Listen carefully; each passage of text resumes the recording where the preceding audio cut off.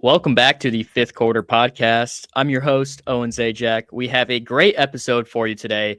Big news out of Michigan as head coach Sharon Moore was not only unexpectedly fired, but subsequently arrested and is now in police custody. We'll dive into that as well as talk about the upcoming college football playoff that is only 1 week away. Before we dive into the craziness of this week, let me bring in Beckett because I know he's got a lot of takes loaded up already. Beckett, thanks for joining today. No, thanks for having me, man. I'm stoked to be on. I'm ready to talk some ball and kind of get into this. I mean, college football is on fire right now. I mean, it's the greatest time of the year. Playoffs are rolling through. Michigan's in the news, so I mean, dude, this is a fantastic time for football. So I'm stoked. Today, we're going to be covering Sharon Moore's abrupt firing, as well as preview some of the matchups and the college football playoff, as that is coming up very soon. So, with all that on the table, let's start with the headlines that came out of Ann Arbor yesterday that completely came out of nowhere. The entire sports media world is flipped upside down with this news, and that is with Sharon Moore. Like we mentioned, Sharon Moore was fired. This is coming from ESPN. Quote, Michigan fired coach Sharon Moore for cause Wednesday after a university investigation found credible evidence he was engaged in an inappropriate relationship with a staff member. It goes on, this conduct constitutes a clear violation of university policy, and maintains zero tolerance for such behavior. Athletic director Ward Manuel stated that yesterday. He said that basically that this was a firing for cause, and we'll dive into kind of why that matters both legally and financially. But that's the announcement itself. But we got to really understand how we got here. If you look at the timeline behind it, there was rumors on Twitter. I know I saw it last week, and it's even goes back to some say September through some different discussion boards through college. But with this being said, Beckett, looking at kind of how this situation went down, do you think there's anything on Michigan's side that could have prevented such a turbulence from coming out based on the timing of this situation? There's nothing Michigan could do about this. This was simply on simply on him. Um, as corny as this saying is, with great power comes great responsibility. And man, you just fucked it all up. You completely fumbled the bag after taking over one of the most iconic coaches in college football with Harbaugh. I mean, coming off what 86 and 25. This is not Michigan's fault. This is simply his fault. I don't think a college football program cannot influence you to do something like this. I mean, taking over one of the most pristine coaching jobs within the country, dude, how do you mess that up? Like, seriously, how do you mess that up? Coming off Jim Harbaugh's, what, three Big Ten championships, a national championship, an iconic coaching career at Michigan. Um, dude, you can't be doing this. Like, this is, I don't know if this is a reflection onto the university or the program itself. I think once we get more into the investigation, that's a question we can answer confidently then. But now, with how fresh this is, I don't want to be pointing fingers at anyone besides him, honestly. It's on him. Who knows if this started in September? This could have happened in March for anybody. No one knows. So I don't think it's on the program. I don't think it's there's no pointing fingers besides pointing it at Schroen. So I'm not I'm not blaming the program. I'm blaming him directly. This is a personal decision. Mixing football and life is something that I've never been a fan of. I think why would you want to mix something that is I've never understood it. I've never understood it. I won't understand it. Um, and putting literally the best job that you will ever have on the line is something I don't understand. Um, I don't think he was expecting to go to the NFL after this coaching job, as far as I know. Um, but man, like, dude, like I said, with the insane amount of power that you have comes with the same amount of responsibility. It's so simple. It's a corny and cliche quote, but it's true when it comes to this. Like this is it's unbelievable. It's embarrassing. Um, I'd be humiliated and ashamed if this was happening to me. But man, I mean, you had the best job you will ever get and messed it up. So I can't feel bad. And I definitely won't blame the Michigan's program at all. I don't know. I mean, how does a program even set someone up to do something like this? Like it's unbelievable. It's awful. Um, and it's something that it's just it's unbelievable more than anything. Yeah, it's very embarrassing for not only Sharon Moore, but also the University of Michigan. Just when it felt like Michigan's year, Michigan in the news couldn't get any more chaotic and embarrassing. This story comes out, and we'll see how the legal trajectory of this story kind of when that goes to court, if it does go to court, if Sharon Moore challenges it, he'll be going to court for more than one reason. But uh, let's get into the arrest part of it because this story originally came out in the middle of the day in the afternoon. And at the nighttime, a few hours later, there was an arrest made of Sharon Moore. And this made no sense to anyone. And then all of a sudden, all these news outlets come out says that Moore was detained by police amid an unrelated alleged assault investigation shortly after the firing. That's coming from Reuters. And there was a tweet that came from Scott Hughes on Twitter. So take this with a grain of salt as it is. But he stated that head coach Sharon Moore was, quote, detained and arrested after breaking into the home of the staffer he had an affair with. Moore threatened to kill the staffer and himself. He's currently in protective custody. So take that with a grain of salt as it is. But if this allegation and this news report were to be true, Beckett, what do you think this means for Sharon Moore and his future as we know it? There's no future. There's no future at all. Simply put, um, I mean, I think that's a given. There's no future. Um, I, dude, I mean, get ready for high school ball, dude. Like it's unbelievable. I think as much as he's gonna take a hit, the program is gonna take such a big hit with NIL recruiting. I mean, who in the world wants to go to Michigan right now? Nobody. Um, who in the world wants to send millions of dollars to Michigan as well? Absolutely nobody. Um, this is this has turned Michigan's program on its back, and I don't think there's anything they can do at all about it.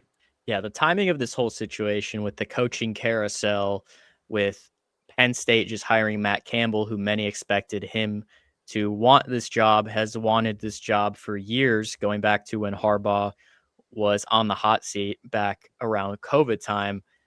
There's a lot of word about coaching here, and we'll see how it plays out as the time is ticking before the transfer portal opens. But while this is all happening outside of the field, outside of what happens, between August and what this program expects to be is January, their season ending early this year, but preparing for that Citrus Bowl. Michigan still has to field a team. They're playing Texas in a few weeks in the Citrus Bowl, and they have named Biff Poggi the interim head coach after this. You might have noticed this guy. He was a former Charlotte head coach, comes from the ranks of Maryland in high school football, was wildly successful, winning a lot of state titles in high school ball. Jim Harbaugh really liked him. The guy's a very interesting background, is made hundreds of millions of dollars in the finance world. So an absolute character if you've seen Biff Poggi. So he will be taking over the team and the reins for now, but I'm expecting them to find a head coach very soon because, like I mentioned, transfer portal opens up in 3 weeks, and they just actually signed quite a lot of players. So when it comes into picture, Michigan's future, so transfer portal, very concerned, especially when you have big name players like Bryce Underwood. You have emerging true freshman star Andrew Marsh at receiver. And then you also have Andrew Babiloa, the 5-star tackle, who was lined up to be a true freshman at right tackle, had an injury, missed the entire season. But besides the names, this is a very talented roster. Sharon Moore was actually a very good recruiter. Michigan just brought in the 11th ranked recruiting class, and the year before that, I believe they were top 10 as well. So they have now opened up their NIL war chest. They are finally stepping up to the plate when it comes to recruiting in terms of NIL and being a modern program, something that they really didn't do with Jim Harbaugh. They really kind of found these under the radar guys and developed them, but they finally started investing in recruiting NIL like that. But with January 2nd coming up, the transfer portal opening up, sure, there's going to be a lot of tampering going in. Michigan needs to hire a coach before then. These college football playoff games are happening in only a week. Could we expect an announcement before then? Could we expect an announcement maybe the following day if one of those teams' head coaches were to lose, such as maybe Kalen DeBoer from Alabama if they were to lose to Oklahoma? This has a massive impact on not only the current roster, but also the future. But if the program wants to finally build some stability, which it absolutely does, considering the PR nightmare that's happened these past few years, the next step is finding the right person for this job. So let's talk about some of the potential candidates that could be on the table when it comes to Michigan wanting to hire a head coach. Some options include Kenny Dillingham, Arizona State head coach, Clark Lee, Vanderbilt head coach, Kurt Signetti, Indiana's head coach, Kalen DeBoer, like mentioned previously, Alabama's head coach, as well as a handful of other names like John Gruden, Brian Dable, Joe Brady, Jesse Minter. But besides just naming a ton of people to name, because there are plenty of people that will want this job, what is one candidate that you think would be best suited for this job and one that you think is actually a realistic option here? And who is built for the job is not a candidate, and it's impossible to get him into the door. It's Tom Brady. As insane as it sounds, it's Tom Brady. Um, I don't think anyone loves Michigan more than Tom Brady. No one has more pride in Michigan than Tom Brady. It's either Tom Brady or Dave Portnoy at this point. It's. I see Kenny going. I. It's kind of like Dan Lanning at Oregon.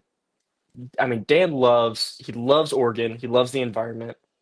We know Dan's not going to leave. Kenny's kind of the same way with Arizona State. He just loves Tempe, loves Arizona State.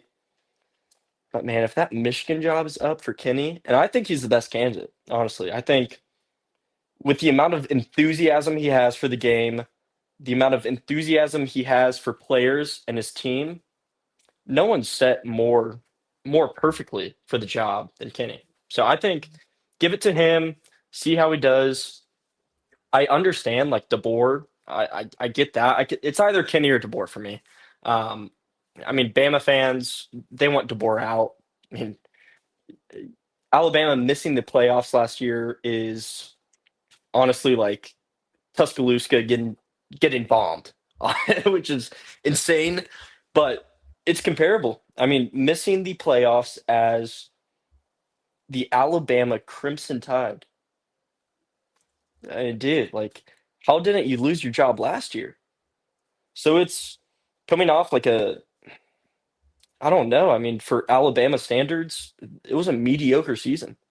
Um, Ryan Williams, who was the most hyped up wide receiver besides the stacked Ohio State receivers, dude, how many good games did he have? Two to three, and he did absolutely nothing in all the other games. So it's I don't know. I see DeBoer leaving Bama. Um, I think he could get the job.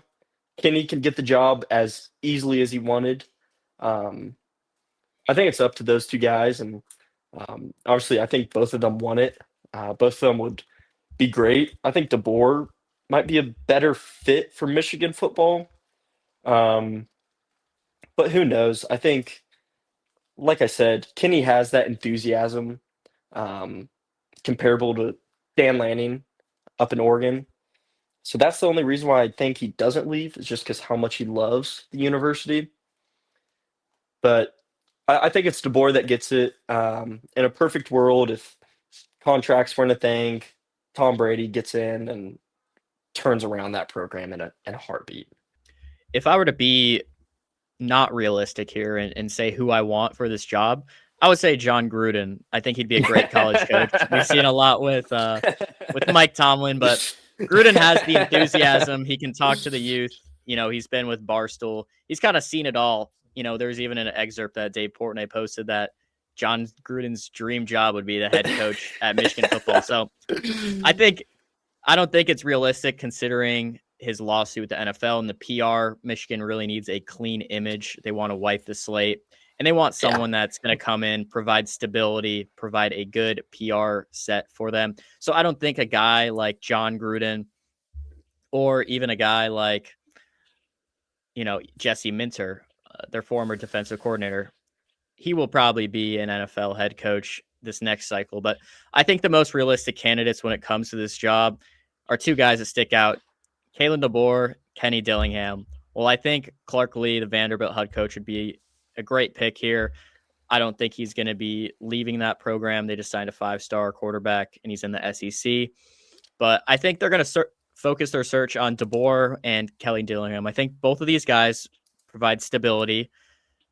Dillingham is a little bit younger, so it gives you a little more flexibility in that. But DeBoer has more experience. He brought Washington to the national title, who, they lost to Michigan. And then he went and he's brought Alabama to the playoff in year 2. So I think when it comes, both of those guys are offensive focused. DeBoer has a little more when it comes to quarterback development. Look what he did with Michael Penix, and now you see with Ty Simpson. So I think a lot of it is going to be focused on stability, PR, and image, but also being able to be an offensive minded. So I think Dillingham gives you more of a long-term solution there, but it's not like DeBoer is 70 and he's not a Pete Carroll, Bill Belichick. It's not like he's only going to be there for 3 years. So I think DeBoer is more of a raise the floor, but also has a pretty high ceiling there. But I think Dillingham gives you that flexibility where, he has that potential to get the most out of his guys and really focus on the development side, as well as bring that youthfulness and enthusiasm that, some of the donors might want to see. But if I had to bet for one of those two, I feel like it'll be DeBoer from that. But leaving ASU to Michigan versus leaving Bama to Michigan are also two different situations. I understand that Dillingham is an ASU alum, but if he really wants to win a national championship, if that is his personal goal that he wants to do, he's going to have a much better chance at doing that in Ann Arbor with Michigan, with a top 5 brand in the sport and an NIL war chest and already a very loaded roster with a bright future. Whereas DeBoer already has the talent.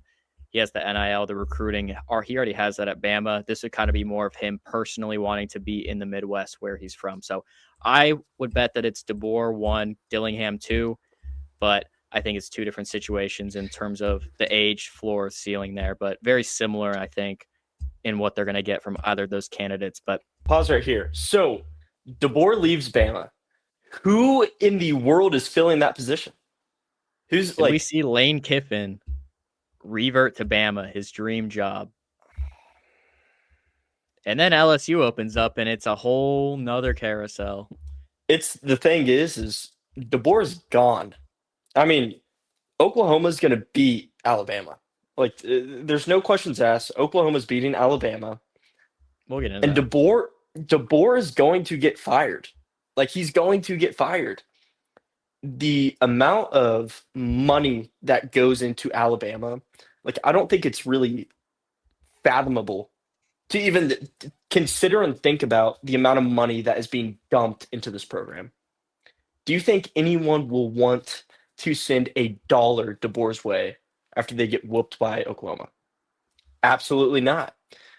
So I mean, you got to look for NFL talent at that rate. It's just the shoe is Saban left a size 17 and a half shoe for DeBoer to fill. And DeBoer wears a size 9.5, dude. Like, the shoe is this big and DeBoer's foot is this big. It's going to be so difficult. I think for the next 4 to 5 seasons, Alabama's going to be, it's going to be a rough road, dude. Like, Saban set such a standard at Alabama that is almost impossible to match or even come close to or compare. I just I know we've all like thought like when is Alabama gonna, crash and fall? Like this is the fall of Rome and we're watching it. We're gonna watch it. Gonna watch it next week. Like Oklahoma's gonna whoop them. Like they're gonna whoop them. Well, if we look at the history of it, back when he was the coach of Washington, I believe it was the next day or maybe 2 days later where he left Washington fresh off of a national championship loss to Michigan to head to Bama. So, with them playing against OU on the 19th, if he were to lose that game, which it's very possible, it's a 1.5 point spread. We'll get into that in the next segment. The 20th or the 21st, if an announcement came out that DeBoer leaving Michigan, that would probably be the timeline. But if Alabama ends up winning against Oklahoma, we'll see. If we don't see an announcement for a head coach by the 21st from Michigan, maybe it's because they're waiting on DeBoer and are waiting to announce it until Alabama's run is over. But with that being said, let's shift gears from Ann Arbor to the national picture because the college football playoff bracket is set and it is loaded with talent. The first round matchups are very up and down, but we'll look at it. First matchup is the 12th ranked James Madison sneaking in after a Duke win against Virginia, knocking Virginia out, heads to Eugene in one of the loudest environments in college football. Oregon is a 21.5 point favorite. I don't think anyone here is expecting the Dukes to upset the Ducks. But when you look at this matchup, Beckett, what stands out to you from this matchup and what do you expect from this game? When I look at this matchup, there's one question that comes in my head. How did we get here? Like, is this what we're doing? Or we're sending in a team like JMU, mind you, has had a phenomenal season against Oregon in the first round in Eugene. It's the most unfair thing in the world. And you have a bunch of 80-year-olds who are choosing this.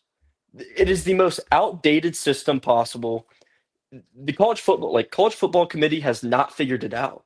Like I understand they've tried, they've gone through their trials, they haven't figured it out. Um, I feel bad for JMU, dude. Like, how do you prepare for this? You're going into the one of the hardest stadiums in college football to play in, arguably, if not the hardest, outside of the SEC. Like, this is sad. And seeing a 21.5 point spread in the college football playoffs is something that should have never, ever, ever, ever existed. It frustrates me. As much as I would love to see a Cinderella stories just don't happen like that in college football. Like, yeah, Washington happened. Like, outside of that, like, there hasn't been any. It's not March Madness. It doesn't work like that. It never has worked like that. So the fact that they think that a team like JMU can walk into Eugene, bro, like, it's unbelievable. Dan Lanning's going to absolutely destroy James Madison University. Yeah, I'm not a big fan. And like you said, it's an outdated system, and this is only year two of the 12-team playoff. Every single person would rather see either Notre Dame or Vanderbilt playing against Oregon. The spread would probably be under a touchdown. It would be a much better game, and two premier brands, at least if it was Notre Dame and Oregon, two premier brands. With Vanderbilt, very exciting fan favorite team going against Oregon, who's also a fan favorite team from the Jersey side. So I think the fans are getting robbed of good matchups for this DEI system that was put in place for this. I like how they did this year. The top four teams are the top four teams and get the bye. I think we can all agree that's a good format. That is merit based. But when it comes to this is an old system based on the five conferences, and everyone here would much rather see a Notre Dame or a Vanderbilt in this situation. But additionally, on this, James Madison coach Bob Chesney is now the UCLA head coach. And we'll get into the Tulane situation because Tulane's the same way. These group of 5 teams that are getting in here, their head coaches are split between 2 schools, and this is gonna consistently happen until the playoff is updated. It's outdated, and it's only year 2. Just a sorry situation. No one's gonna wanna watch this game. It's gonna be a blowout, and it's not gonna bring good viewership. It's not gonna bring ratings. It's not gonna bring money in, and it really is just a cupcake thing, kind of like how Ohio State had this last year. Um, but even that was Tennessee, at least a big brand. In this case, it's just a sorry sack of you know what. But like I mentioned, Tulane in the next matchup is Tulane heads to Ole Miss. This is 2 schools whose coaches have both left. Tulane's coach has gone on to Florida, is still remaining to coach Tulane, and Ole Miss's coach, as we all know, has left to LSU and is not with the team. Pete Golding, the defensive coordinator, now the head coach. Ole Miss is still a 17.5 point favorite in another group of 5 matchup versus a Power 2 conference team. In this matchup, another blowout expected, but maybe slightly better of a matchup. What are you expecting from this game and these storylines of 2 coaches that have both left their programs in the playoffs? Those guys in Oxford are pissed off at Lane Kiffin. Like those guys hate Lane Kiffin. I think they are outside of Ohio State and Georgia. Ole Miss might be the hungriest team in this playoff. Like I think Ole Miss is going to win this game, no questions asked. It might be a little bit better of a matchup um, than JMU, but Tulane does not deserve to be in this. Same goes with JMU. Like the fact that we can go through every single game on the Vanderbilt schedule, and every single game will be evidence on why Tulane should not be in this. JMU should not be in this. I It's unbelievable. It's like we just said, it's outdated. It's it's incorrect. It's not how it should be. I mean, I don't think a 21-year-old should be able to point this out and say this is not right. But here I am saying this is not right at all. It's unbelievable. Um, it's so unfair. It's the most unfair thing in the world. If I'm Vanderbilt, if I'm Notre Dame, I think Vanderbilt more than Notre Dame.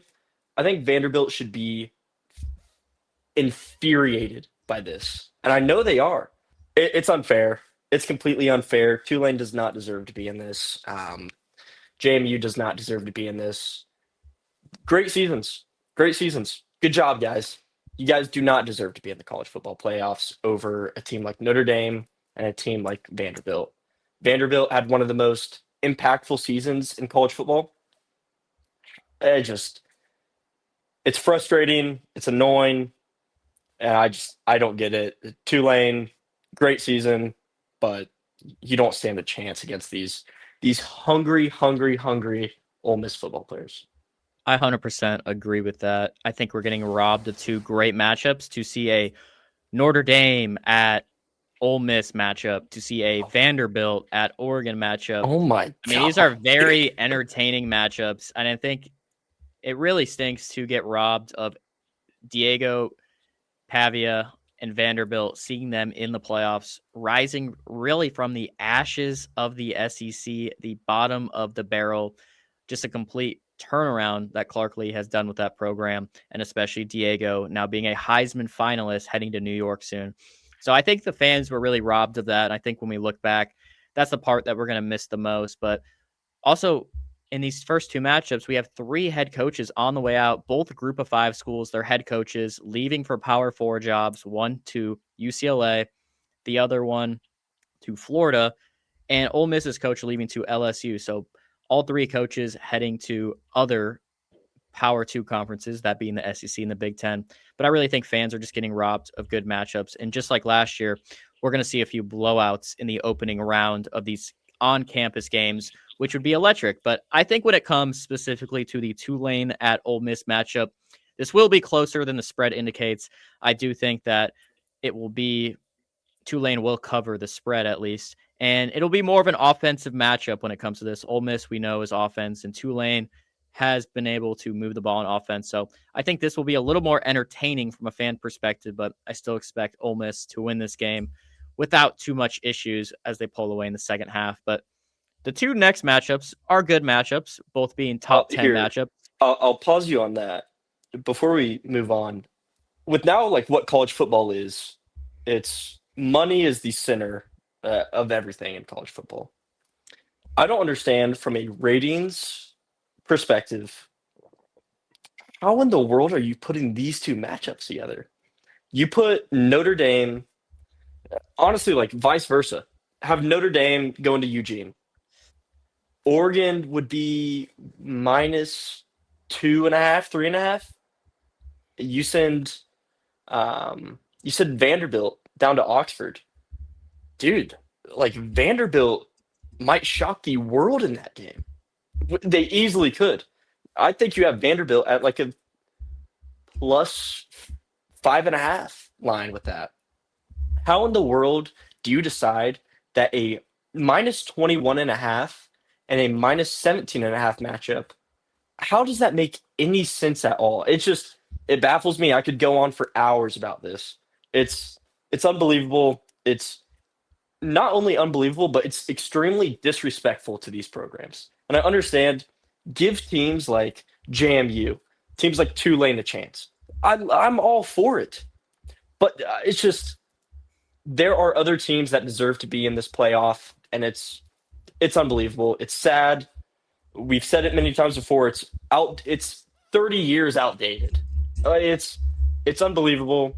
But yeah, let's get into this Miami and A&M game because this game's going to be good. Yeah, so Miami will be heading to Texas A&M and College Station. Texas A&M is a 3.5 point favorite. Very close game, coming off of a loss versus Texas that withheld them from not only a perfect season but also a SEC championship game appearance. When it comes to this matchup, I think you could kind of go either way here. You have Carson Beck, you have Mike Elko coaching Texas A&M in his second year, taking them to the playoff, hosting a playoff game, and what's expected to be an electric atmosphere. And then Miami's going down there with the absolute gauntlet that they have on the defensive line and a pretty beefy offensive line as well. A couple first round picks on both sides of the ball.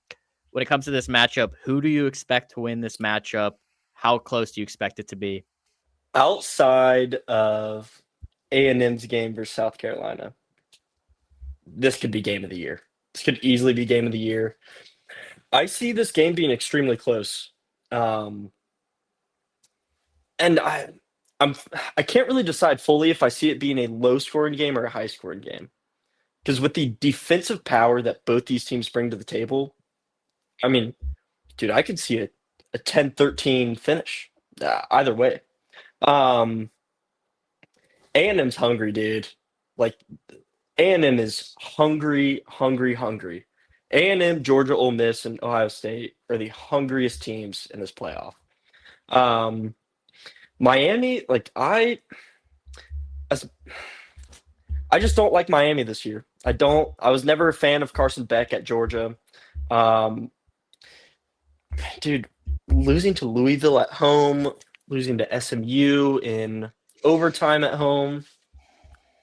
Man, give me the Aggies in this game. I think it's pretty clear. Like this is a upset Aggies team. Like this is a team that wants to whoop Miami and Carson Beck. Give me the Aggies. What's the spread on that game? Minus 3.5, Texas A&M. Correct. I the line. I mean, the line is so good. The line is so good. Um, I think a Miami plus 3.5 isn't crazy, but I do like Texas A&M in this game. I think, dude, they've been such a powerhouse this year. Like besides Texas, this is this is a powerhouse team. Like this is a team that has whooped butt this year. Although like they've had an easy schedule, I understand that.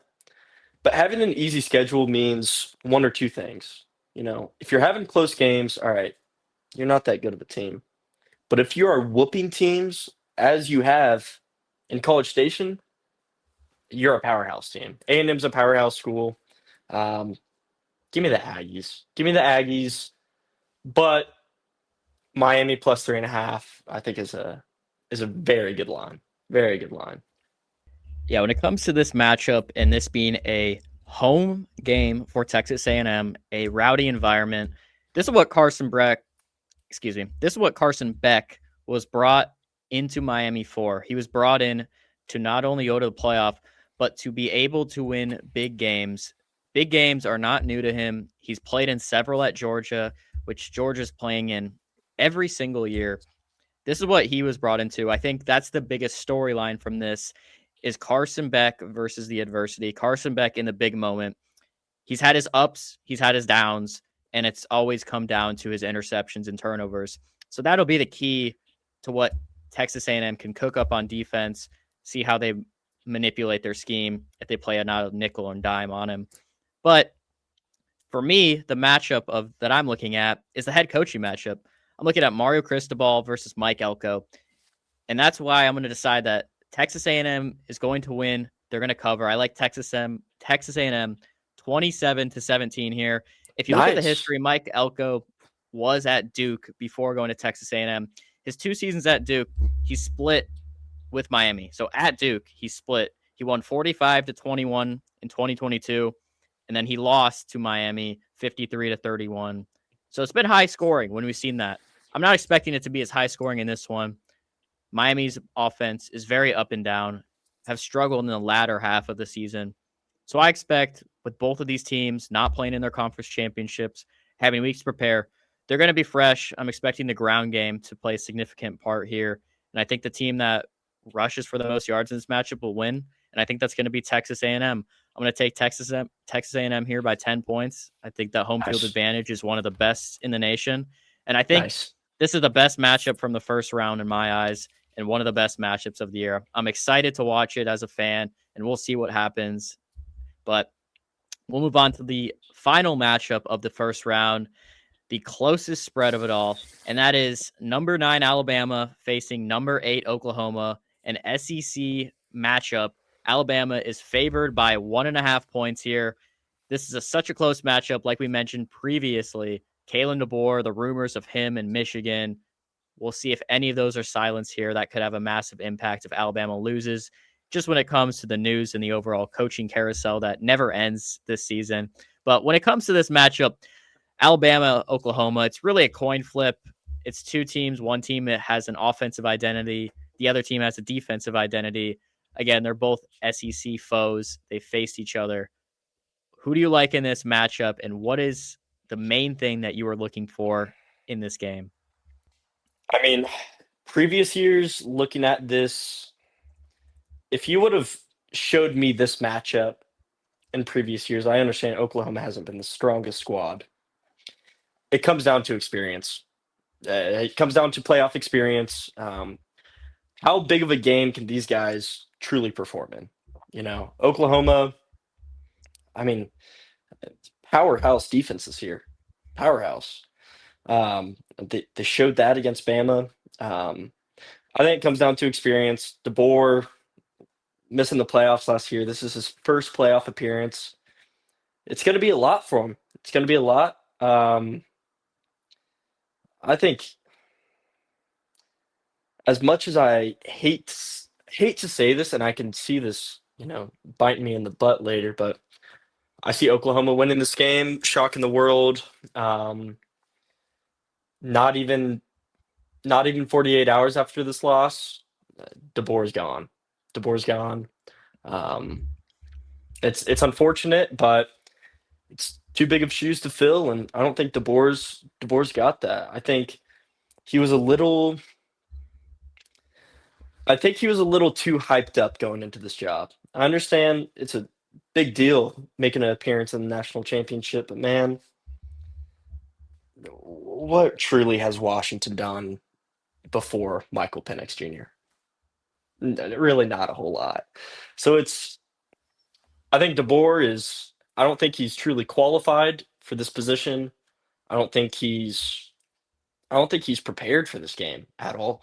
I don't think he has the team for this game, which I could be completely wrong. I mean, they could come out and whoop OU, but I think with Oklahoma's defense, this is another hungry defense. I think that's whoever is the hungriest on defense is going to win the national championship. I mean, it's been proven all throughout the year. Um, Give me Oklahoma 17-14. Yeah, so these teams faced off on November 15th. Oklahoma went in to Tuscaloosa, into Bryant Denny, and won 23-21. Now are facing each other only 5 weeks apart.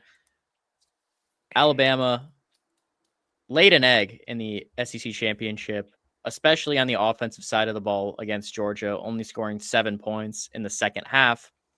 But like mentioned previously, Oklahoma went into Tuscaloosa and won the game, primarily winning with their defense. John Which Mateer has been who goes into Tuscaloosa and does that? No one does that. No one does that before DeBoer. No one does that. It's it's unbelievable. Like I can go on for maybe 4 hours about how disappointing of a position that DeBoer has put himself in. Like it's so unbelievable.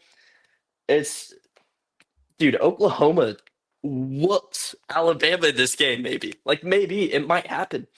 Alabama got shocked. They got put on their back during Georgia, and they could do nothing about it. Um, Alabama's butthurt. They're sad about the SEC championship. I don't know if they truly deserve to be in the SEC championship. Um, but man, Oklahoma, like this is a hungry, hungry defense that I truly don't see Alabama's offense thriving in this game. the only thing that I can take away that spins positively towards Alabama is having that extra prep time between the SEC championship and this. It's about 2 weeks that you have to prepare instead of 1 week. And we see that certain coaches in bowl games and playoff games, certain coaches thrive having that additional timing. And Kalen DeBoer, I think, is due that amount of credit if you saw what he did with Washington and their run, kind of being an underdog throughout that 4-man playoff. But I'm not saying that it's impossible for Alabama to win here. I just think not only did Oklahoma win that game on the road, and now they get to play at home in an electric environment, but John Mateer had a phenomenal start to the season, was the Heisman favorite through almost the first half of the season. He had his hand injury, hasn't looked the same since. He now gets this additional 3 weeks before the game. He gets to get healthy, get his hand. He had a rough game against Alabama, so we're expecting him to be better than that, better than 138 passing yards. So I think with that, coupled with time favors the defense. Timing between games favors that. This is a defensive minded team in Oklahoma and an offensive minded team in Alabama. It's going to come down to Kalen DeBoer and offense with Ty Simpson against the Oklahoma defense. And I think defense is going to win this matchup. I think that Brett Venables has shown that his defense can make the stops when needed, especially when it comes to third down. And I think playing them not only once, but now twice in just a 5-week span, this all favors Alabama. I think the health favors Alabama. The timing, not Alabama, favors Oklahoma. And I'm going to boomer sooner. I'm going to take Oklahoma to win and cover the spread. So But at the same that time, like, dude, Ty Simpson could come out and just shock the world. Like it's so possible. But like you said, I mean, the defense wins these games, and I think Oklahoma just has a way more powerful defense. I agree with that. But moving on to the second round, there are 4 teams that had a bye. Indiana being the 1 seed, Ohio State, Georgia, Texas Tech. Out of these schools, these 4 teams with the byes, who is your pick to win the national championship? Is it one of these 4 teams? I mean, out of those four, I'm taking Texas Tech out of there. I don't think they're doing it. I don't think they're appearing in the national championship to start off with. It's honestly within those 4 teams, it's Georgia and it's Ohio State. Like those 2 teams want it so badly. Ohio State, oh my gosh, coming off the Big Ten championship. Oh my God. Talk about a squad that wants to destroy any team that comes their way. Georgia coming off just whooping Bama. It's like, yeah, dude, everyone should be horrified of Georgia now. I think Georgia, Ohio State, I think those two are great contenders. As much as I love the Indiana storyline, I love the Indiana storyline. I'm a huge fan of it. Um, I'm a fan of everything that's going on at their program. It's going to be a harsh reality. It's it's going to suck. It's going to suck to see, but man, it's you get to this stage and it all just changes, dude. The game plan, the playbook, it all changes on this stage.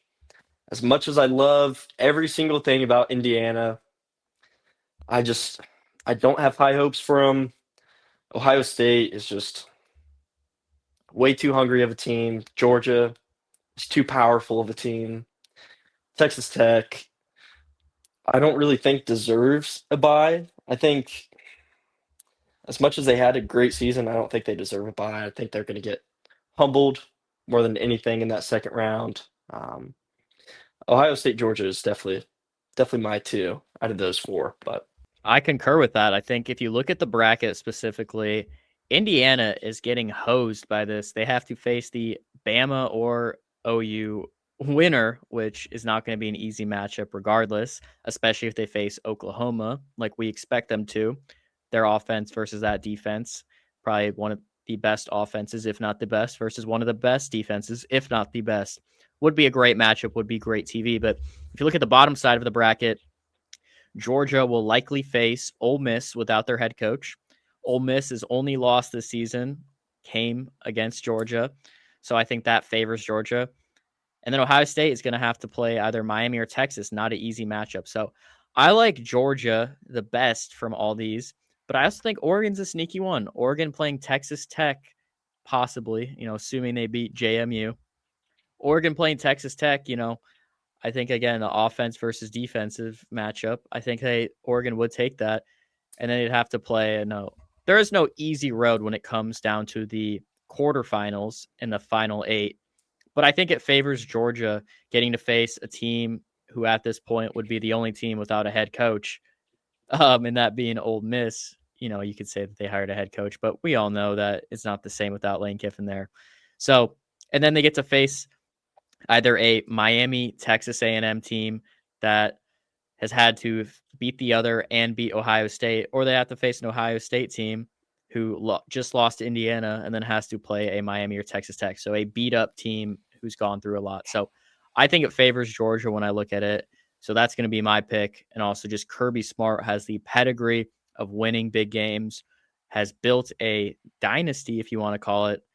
Dynasty would be if he won it all this year, I guess, in proper terms. But that's the first round. That's our picks for the national championship. We'll see how everything pans out a week from now. We'll see if, maybe a JMU or Tulane can pull an unreal upset. You never know when these types of things, an injury could happen. it's also But it's so wild how much of like the coaching story has become so like it's the primary source of conversation in this playoff is this coach like Lane Kiffin this, Lane Kiffin that, DeBoer this. It's it also just like, are we not going to bring up Ryan Day? Is he not like? Does he not want this just as much as Kirby does? I understand Kirby is like, dude. I mean, no one. There's. I don't think there's a more dominant coach in this playoff than Kirby. But Ryan Day, dude, like that guy is hungry. And I know Dan Lanning's just as hungry. But I have a sneaky feeling that Ryan Day is going to pull some strings in this playoff and take his team to the national championship. Do they win that I don't. national championship game? I don't know. I just think like this Ohio State squad, the talent is there. The talent's always been there. It's just tweaking just little things and I think they make it to the national championship. I mean, dude, how? I mean, Ohio State has consistently 30 ball teams all throughout the season. You turn on an Ohio State game and you turn it right off because it's a blow off. Like it's unbelievable. Um, I've been an advocate for Ohio State this year. Like you look at their lines week by week, 38 and a half, 42 and a half, and you confidently and calmly take them because they cover. They cover these spreads. I understand this is a playoff scenario. This is a playoff game. Ohio State has a insane energy coming into the regular season, going into the playoffs. I think they have a great playoff run. I mean, I don't know if they're going to win the national championship. I think they're more than capable of so. It's going to be tough, but they have the talent. Like they have more than talent on that squad. Um, it's going to be getting past teams like Georgia, teams like Oregon, um, teams like A&M. Uh, it's going to be tough, but I think they have a chance. I think Ryan Day wants it badly. Um, but Kirby just way more than capable of winning the national championship this year. I'm taking Georgia to win the national championship. I think that's my final answer. Give me Georgia. Give me the dogs. Well, it seems like we are aligned on we both think that Georgia is going to win, but Ohio State obviously has a chance. All the talent is there, coaching. Of course, they have a chance. Those two teams could face off against each other in the semifinals, and that would make our selection a lot easier from that point. But when it comes to the playoff run, we've talked about how many different narratives there are and all the storylines that have ingested itself in terms of the media and the spotlight being shown on all these different schools. But this year's Heisman is really not the same class that we've seen in past years. A lot of people like to speak on Ashton Genty being robbed last year. And when you look at his stats from this year, it's almost double in what Jeremiah Love is, the one running back that's nominated. So when it comes to this Heisman, it's a very underwhelming class. Very skeptical people are of who didn't make it, of who's in there, of who's going to win. And there really isn't a clear cut favorite. I think people would say that Fernando Mendoza, quarterback from Indiana, is probably the likely favorite, but it's also headlined by Diego Pavia, the Vanderbilt quarterback, and Julian Sayin, the Ohio State quarterback. So when you look at these four Heisman picks, we understand it might be an underwhelming year for a Heisman and maybe one that isn't as deserving as some previous years' ones. But these are the four contenders that we have that will be in New York. One of these guys will raise the Heisman Trophy above his head. Of these four candidates, who is your Heisman pick and why? Give me Diego. Give me Diego. Um, that dude showed off all year, proved himself all year.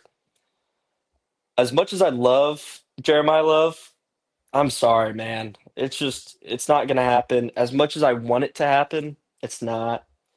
Julian saying the funny thing about him, and it's funny because I just went on a tangent that Ohio State is a powerhouse.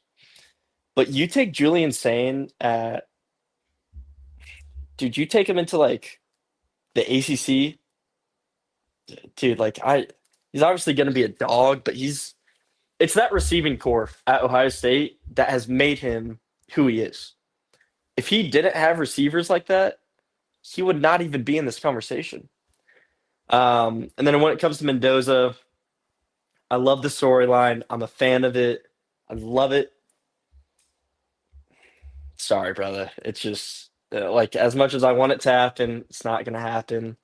Um, Diego's he's proved himself all year. Um, I mean, you can argue that with Mendoza as well, but I mean, dude, Diego's just such a dog. It's unbelievable.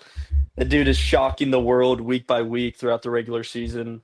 Was completely robbed for the postseason. If he gets robbed for this Heisman, I mean, it's just going to be another Ashton Genty story. So I got Diego. I'm curious to hear who you got because I feel like you could actually.